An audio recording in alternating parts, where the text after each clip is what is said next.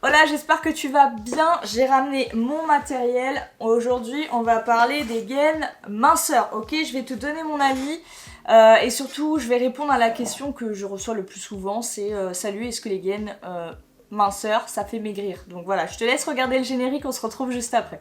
Quand on me demande ce que je fais dans la vie, mon travail, ce que j'aime répondre, c'est que je prends soin des femmes, que je les aide à s'accomplir, que je les aide à être en meilleure santé. Et moi, justement, je suis là pour faire prendre conscience à chaque femme qu'elle est incroyable et qu'elle a un potentiel monstrueux à l'intérieur d'elle. Donc désolée pour ma chaise, j'ai toujours pas mis de l'huile parce que je suis bricoleuse, mais je sais pas, ça me saoule. Ok, on commence par le commencement, je reprends, je galère avec cette chaise. On me voit souvent en story avec des gaines, en fait des corsets comme ça, quand je vais en salle de sport. Et je reçois tout le temps la question: salut, c'est quoi la marque de ton corset? Est-ce que ça marche? Est-ce que ça fait maigrir?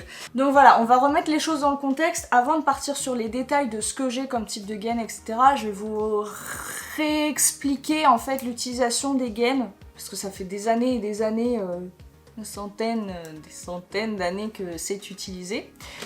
Donc les gaines à la base c'était utilisé pourquoi? C'était vraiment des corsets très rigides, c'était plutôt à l'époque du Moyen-Âge, d'accord? Et on serrait ça très très fort et c'était dans le but vraiment d'avoir une modification corporelle assez extrême, ok? Au fur et à mesure on mettait des corsets de plus en plus serrés pour obtenir ce type de résultat. Donc je vous mets une ou plusieurs photos en fonction de ce que je vais trouver. Mais le but c'était vraiment d'avoir un corps en forme de sablier, mais vraiment de manière démesurée, parce que c'était considéré comme esthétique à l'époque, ok? D'ailleurs à l'époque il était dit que les femmes en fait avaient plus grande et plus fière allure lorsqu'elles portaient un corset, et qu'une femme sans corset n'était pas une femme digne de ce nom. Donc voilà, ça c'était pour la petite anecdote. Il faut savoir que vraiment, heureusement que les modes changent. Donc je dis heureusement parce qu'en fait à l'époque les corsets ils étaient tellement rigides que ça modifiait en fait complètement la structure interne à l'intérieur, donc au niveau des organes, parce que oui on a des organes à l'intérieur de notre cage thoracique et de notre ventre en fait, tout simplement. On a les intestins, on a plein d'autres organes, enfin plein d'autres, pas tellement, hein, le cœur, le foie, les reins, voilà. Mais en gros ces organes là vont être compressés dans un corset qui va être très très rigide donc à l'époque, et ça modifiait complètement la structure, ce qui faisait qu'il y avait un affaissement, un abaissement des organes, et c'était très dangereux. Il y avait même certaines personnes qui en mouraient. D'ailleurs à l'époque, dès que les femmes en fait arrivaient à l'adolescence, qu'elles étaient en période de croissance en fait, on leur mettait ce corset vu que le corps était plus malléable afin qu'elles puissent complètement modifier leur structure physique. Alors maintenant il y a plusieurs types de corsets qui existent, et heureusement que c'est plus du tout les mêmes qu'avant. Vous avez par exemple des corsets post-opération. Donc par exemple pour les personnes qui vont subir des opérations de chirurgie esthétique comme des abdominoplasties, des liposuctions. Voilà, je crois que c'est tout ce qui existe au niveau des corsets, j'espère que je dis pas de bêtises. Pour les corsets post-chirurgie, vous avez aussi des corsets qui sont plutôt à but visé esthétique. Donc par exemple pour les personnes qui vont avoir, on va parler cru, hein, des morceaux de peau ou de gras qui dépassent par exemple quand elles vont mettre un vêtement, ou quand elles mettent une robe et qu'elles ne jugent pas ça forcément esthétique, ou qu'elles ont envie de se sentir gainées, notamment les personnes qui vont avoir tendance à ballonner lors de repas. Bah il y a souvent voilà, des femmes qui aiment mettre des corsets à visée esthétique juste pour aplatir, amincir visuellement dans des vêtements. Voilà, donc ça c'est plutôt des corsets qu'on va porter voilà, le temps d'une heure ou deux juste pour un repas, et généralement c'est pas des corsets très serrés, c'est vraiment limite comme un effet un peu seconde peau. C'est juste un peu comme les collants gainants, vous voyez, les collants de contention, c'est un petit peu ce type de choses là, mais en un peu plus épais, et en général ça va jusqu'au buste, et ça fait limite une combinaison avec un short. Donc je vais d'abord parler des erreurs et des choses qu'il ne faut pas faire quand on achète une gaine ou un corset, voilà, vous appelez ça comme vous voulez, un waist trainer, voilà. L'erreur numéro 1 justement, ça va être d'acheter une marque un peu inconnue au bataillon, où vous n'avez pas forcément de retour, etc. sur la qualité, ce qui peut causer en fait des dommages sur votre corps. Donc ça peut être vraiment des détails tout bêtes, mais par exemple j'en avais acheté une d'un fournisseur, et en la mettant à la salle de sport, ce qui s'est passé c'est que vous voyez il y a des baleines en fait, et il y a une baleine qui était du coup hyper rigide qui est sortie en fait totalement de sa gondole, je suis pas très bonne en couture, je sais pas si ça, de sa couture en fait, et qui a appuyé en fait tout simplement sur mon os du bassin. Donc moi je m'en suis rendu compte tout de suite, je l'ai enlevé, mais il y a des personnes qui auraient tendance à se dire bon bah c'est pas grave, je la remonte en haut, je vais continuer à porter la gaine, etc. Et en fait non, ça veut dire que c'était pas une gaine de bonne qualité, que la structure elle est pas maintenue correctement, que les coutures sont pas de qualité, et franchement il vaut mieux ne rien mettre que de mettre quelque chose de mauvaise qualité. C'est comme les compléments alimentaires, il vaut mieux ne rien prendre que prendre de la merde. Donc ça c'est la première erreur la plus courante, c'est acheter de la merde, voilà. La deuxième erreur la plus courante, c'est de se tromper volontairement ou pas de taille de gaine. Donc la plupart du temps, il y a des espèces de mesureurs en fait, comme pour les vêtements où on mesure son tour de taille et sa hauteur de buste, et puis on peut trouver en fait la gaine qui nous correspond. À savoir aussi, je vais vous montrer une différence. Vous voyez là par exemple, la longueur de cette gaine est nettement plus longue que celle-ci. Donc voilà, on a des bustes plus ou moins longs, et ça c'est exactement pareil. Il faut bien choisir la longueur de la gaine, parce que moi par exemple avec mon buste qui est court, une gaine petite et courte comme ça ira vachement mieux qu'une gaine longue qui a tendance à m'aller en fait jusqu'ici, à m'écraser la cage thoracique. Donc voilà, ça c'est la première chose, et ensuite bien mesurer son tour de taille et bien prendre la gaine adaptée, parce que souvent on a tendance à se dire bah je vais prendre une taille en dessous, comme ça je suis sûre que ça sera bien serré, mais non, ça ne marche pas comme ça. Il vaut mieux vraiment prendre sa taille, voire peut-être même au début prendre une taille un petit peu plus grande si on est entre deux. De toute façon il y a toujours des crans en fait, hein. Je vous montre. Il y a toujours des crans mesureurs comme ça où voilà, on passe pas du jour au lendemain à la taille la plus serrée, hein. Il y a de la marge, hein, je vous le dis. Donc voilà, ça ne sert à rien de prendre une taille trop serrée en se disant qu'on va mincir. Déjà, ça c'est un point important que je vais aborder après, mais une gaine ne fait pas mincir. Okay. L'erreur numéro 3, c'est d'avoir un mauvais timing, donc de la porter à des moments où il ne faut pas la porter. Genre par exemple, il ne faut pas la porter quand on dort, il ne faut pas la porter quand on mange. Quand on mange, on a besoin d'avoir le ventre relâché, on a besoin d'être détendu, on n'a pas besoin d'avoir quelque chose qui nous compresse. Pareil quand on dort, on n'a pas besoin d'avoir quelque chose qui appuie sur notre ventre, on a besoin d'être vraiment relax en fait. Donc voilà, il y a des moments où il ne faut pas la porter, et d'ailleurs au début je dirais même qu'il faut la porter peut-être seulement 10 minutes, 20 minutes par jour, quand on s'habitue un petit peu plus. Après oui, il y a des personnes qui arrivent petit à petit à la porter quasiment toute la journée, hormis aux heures de repas et aux heures de sommeil. Mais ça c'est des personnes qui les portent de manière assez récurrente, notamment au Brésil. Si jamais un jour vous allez au Brésil, alors ça dépend peut-être des villes, mais en tout cas quand j'étais allée à Rio, c'est assez commun là-bas, t'as quasiment tout le monde qui a une gaine toute la journée, et elles en ont des super colorées, c'est limite un peu comme un accessoire de mode. Donc voilà, ça se fait pas du jour au lendemain, donc il faut vraiment avoir le bon timing. L'erreur numéro 4, c'est de commencer à porter une gaine, un corset, quand on n'a pas fini sa croissance. Là le problème c'est que ça va vraiment modifier votre structure corporelle interne, parce que votre corps est beaucoup plus malléable, et là c'est vraiment pas bon. Donc voilà, attendez vraiment d'avoir fini votre croissance. Si vous êtes une femme, attendez voilà les 19 ans, 20 ans, comme ça au moins vous êtes sûre et sereine que c'est ok. Et l'erreur numéro 5, c'est celle que je préfère et que voilà, il fallait vraiment que je vous en parle, c'est le fait de penser que porter une gaine va faire perdre du gras, va faire maigrir. En fait c'est totalement faux. Il faut savoir que la plupart des personnes qui vendent des gaines minceurs appellent ça minceur parce que visuellement, comme je vous ai dit, ça donne un côté esthétique plus mince si on est en surpoids. Maintenant, il faut savoir que sur des personnes qui sont pas en surpoids, quand on met une gaine, ça ne change rien visuellement, voire même ça grossit. Moi je sais que quand j'en mets une, alors oui au niveau de la taille ça creuse, mais au niveau de l'avant ça grossit énormément parce que ça rajoute une matière supplémentaire par rapport à ma peau en fait, et ça me grossit. Surtout que ça a tendance à compresser, donc si t'es pas non plus hyper sèche, ça fait ressortir aussi des bourrelets. Moi par exemple au niveau du haut du dos, juste tu vois en dessous des épaules, du pli ici, ça fait ressortir les bourrelets. Donc voilà, c'est pas forcément quelque chose qui va mettre en valeur tout le monde. Et surtout, se dire que ça va faire maigrir, c'est non. Ça ne fait pas brûler de graisse.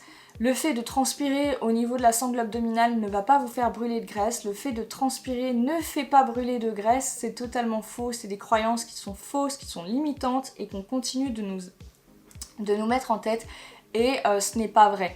Donc voilà, il faut juste faire attention aux personnes qui vendent des gaines et qui mettent des photos avant-après avec des filles qui ont perdu du gras. Parce que souvent ces filles-là, en fait, ont acheté une gaine, oui, l'ont portée, oui, mais se sont mises à faire du sport, se sont mises à bien manger, et la gaine n'était qu'un petit plus déjà psychologique pour les aider dans leur transition.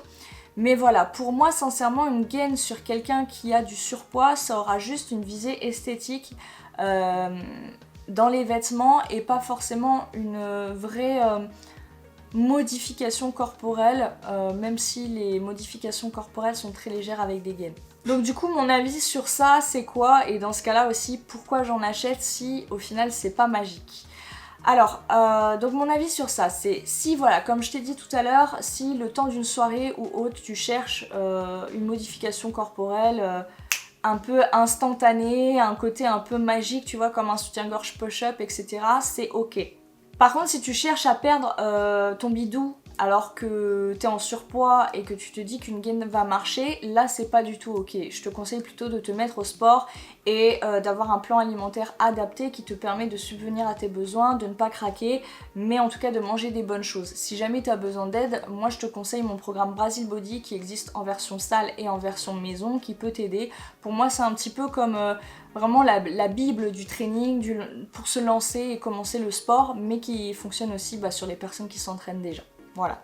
En réalité, moi je les recommande que dans deux types de cas. Celui que je t'ai dit avant, donc juste vraiment à visée esthétique, le temps d'un instant, le temps d'une soirée si jamais t'es en surpoids ou que tu as un bout de gras, un bout de peau qui te dépasse et qui te dérange vraiment.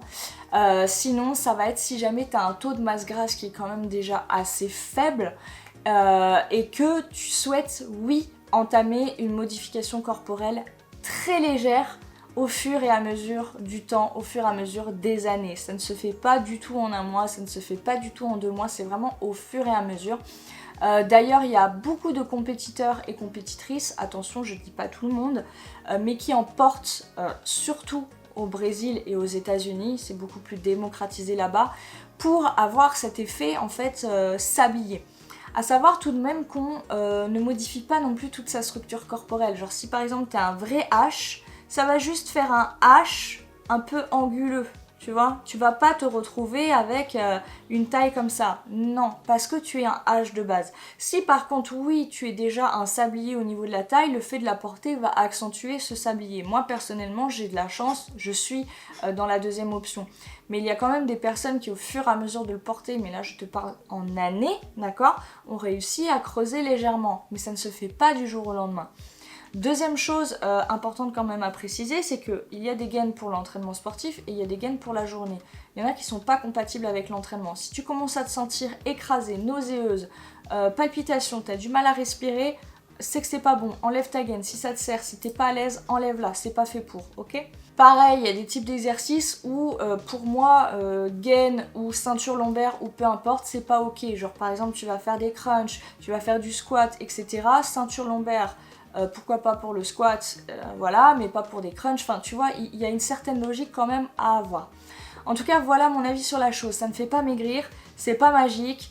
Si jamais tu la portes et que tu es assidu, oui, tu peux avoir des résultats parce que ça entraîne une modification corporelle, par exemple, au même titre qu'un écarteur d'oreille, ok, que tu vas mettre et qui petit à petit va te permettre de grossir ton oreille. Mais maintenant, c'est, comme je l'ai dit au début, avoir une gaine de qualité, la mettre au moment opportun, donc ne pas la mettre à n'importe quel moment de la journée, ne pas la mettre en mangeant, ne pas la mettre en dormant. Vraiment une gaine de qualité, c'est très très important. Et ne pas penser que c'est magique. Voilà, ça ne remplacera jamais un entraînement, ça ne remplacera jamais une diète. Pour moi, c'est vraiment juste un petit complément, un petit coup de pouce. Et là encore, n'hésitez pas à me donner vos avis, franchement, sous cette vidéo. Bien sûr, des avis en toute gentillesse, bien rédigés, pas d'insultes, etc. Mais vous avez le droit de ne pas être d'accord. Franchement, il y a tellement de personnes qui ont des avis divergents là-dessus. Il y a des personnes qui sont pas du tout pour, qui trouvent ça extrêmement dangereux. Il y a des personnes qui sont adeptes et qui en mettent tout le temps, tous les jours, limite 24 heures sur 24. T'as des personnes comme moi qui ont un avis plutôt modéré. Et c'est d'ailleurs pour ça que j'hésite à en mettre en vente, parce que le problème c'est que j'ai peur d'en mettre en vente. Alors je suis en train d'en tester depuis, je crois que ça fait à peu près 5 mois. Là, à l'heure actuelle où je tourne la vidéo, on est en avril 2022. Que j'en reçois et que je teste en fait diverses qualités. Le jour où je vais trouver la qualité qui me plaît de manière optimale parce que je teste pendant les entraînements etc, j'aurai peut-être envie d'en mettre en vente. Mais le problème c'est que j'ai peur qu'il y ait justement des filles qui se disent chouette, super, un truc magique pour maigrir, alors que pas du tout. Et j'ai peur de me retrouver en fait avec plus de charge mentale et de travail à faire, tu vois, à force de devoir être derrière les gens à leur dire non, ça c'est pas magique.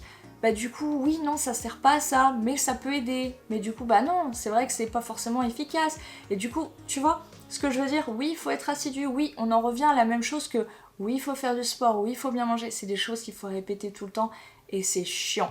Donc voilà, j'ai peur aussi que les personnes l'utilisent mal, j'ai peur de plein de choses, donc voilà, c'est des frayeurs un petit peu qui me... Je sais pas tellement si je mettrais ça en vente ou pas, mais en tout cas voilà, je teste les qualités, je vois, j'ai quand même beaucoup de demandes, donc je verrai. Au pire, je pourrais faire une collection capsule comme ça et voir un petit peu en fonction des retours et pas laisser ça de manière permanente. À voir. Bon, je crois que j'ai tout dit. Du coup, bah là, t'as mon avis. Moi, de mon côté, je fais mes tests. Fais-moi ton retour en commentaire. Tu me dis si pour toi c'est utile, si c'est pas utile, si t'as testé, si t'as pas testé. Juste pour moi, en gros, si t'as jamais testé de ta vie, tu peux pas vraiment avoir un avis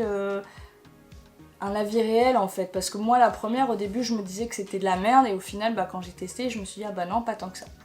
Donc voilà, je te laisse donner ton avis en toute bienveillance. Mettre un petit like, t'abonner à ma chaîne et me suivre sur Insta, victor.fit. Je te fais des bisous et je te dis à la prochaine.